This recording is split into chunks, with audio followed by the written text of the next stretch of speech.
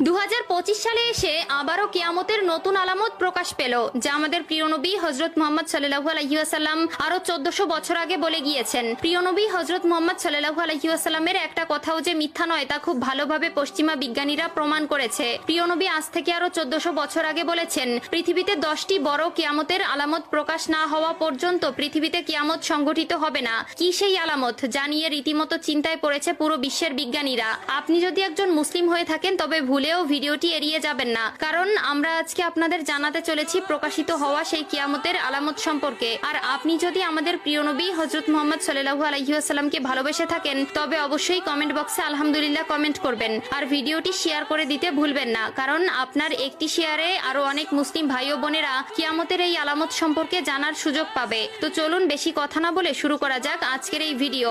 হাদিসে বর্ণিত আছে, কিয়ামত সংঘটিত হওয়ার পূর্বে পুরো পৃথিবী থেকে পবিত্র আল কোরআন উঠিয়ে নেওয়া হবে। প্রিয় দর্শক, কিয়ামতের নিকটবর্তীতার প্রমাণস্বরূপ কিছু আলামত প্রকাশ পাবে। এর মধ্যে কিছু হবে বড় আলামত, আবার কিছু হবে ছোট ছোট আলামত। ইতিমধ্যে পুরো বিশ্বে অসংখ্য কিয়ামতের ছোট আলামত প্রকাশিত হয়েছে।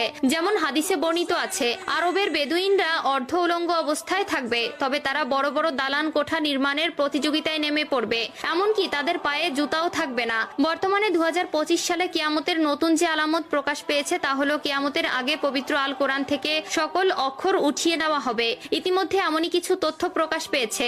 আজ থেকে প্রায় 1400 বছর আগে মহান আল্লাহ তাআলা হযরত মুহাম্মদ সাল্লাল্লাহু আলাইহি ওয়াসাল্লামের উপর কোরআন নাজিল করেন এবং আল্লাহ তাআলা ঘোষণা দেন কিয়ামতের আগ পর্যন্ত তিনি নিজেই তা সংরক্ষণ করবেন। আল্লাহ তাআলা পবিত্র আল কোরআনের মধ্যে বলেছেন, নিশ্চয়ই আমি কোরআন অবতীর্ণ করেছি এবং আমি এর সংরক্ষক। সূরা আল হিজর আয়াত নম্বর 9। কিন্তু এমন এক সময় আসবে যখন মানুষ কোরআন ভুলে যাবে। পৃথিবীতে এমন কেউ থাকবে না যে কোরআন স্মরণ করবে। তখন আল্লাহ তাআলা এই পৃথিবী থেকে কোরআন তুলে নিবেন। এরপর ইসরাফিল আলাইহিস সালাম সিংহায় ফুঁক দিবেন এবং এই মহাবিশ্ব ধ্বংস হয়ে যাবে। রাসূলুল্লাহ সাল্লাল্লাহু আলাইহি ওয়াসাল্লাম বলেছেন, রাতের অন্ধকারে কোরআন মানুষের বুক থেকে উঠিয়ে নেওয়া হবে, এমনকি মুসহাফের একটি আয়াতও পৃথিবীতে অবশিষ্ট থাকবে না। ইবনে মাজাহ হাদিস নম্বর 4050। কিয়ামতের আগে পৃথিবীতে কোনো মুমিন ব্যক্তি থাকবে না। কিয়ামত আসবে পৃথিবীর সবচেয়ে নিকৃষ্ট মানুষদের উপর।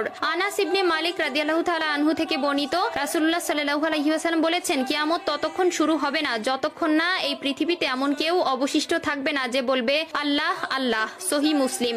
অর্থাৎ কিয়ামতের আগে সকল মুসলিম মারা যাবে। আবু হুরায়রা রাদিয়াল্লাহু তাআলা আনহু থেকে বর্ণিত, রাসূলুল্লাহ সাল্লাল্লাহু আলাইহি ওয়াসাল্লাম বলেছেন, আল্লাহ তাআলা ইয়েমেন থেকে একটি মৃদু বাতাস প্রবাহিত করবেন যা রেশমের মতো মসৃণ হবে। যার অন্তরে এক বিন্দু পরিমাণেও ঈমান থাকবে সে সেই বাতাসে শান্তির মৃত্যুবরণ করবে। সহিহ মুসলিম। এরপর আল্লাহ তাআলা কোরআন পৃথিবী থেকে উঠিয়ে নেবেন এবং মানুষের অন্তর থেকে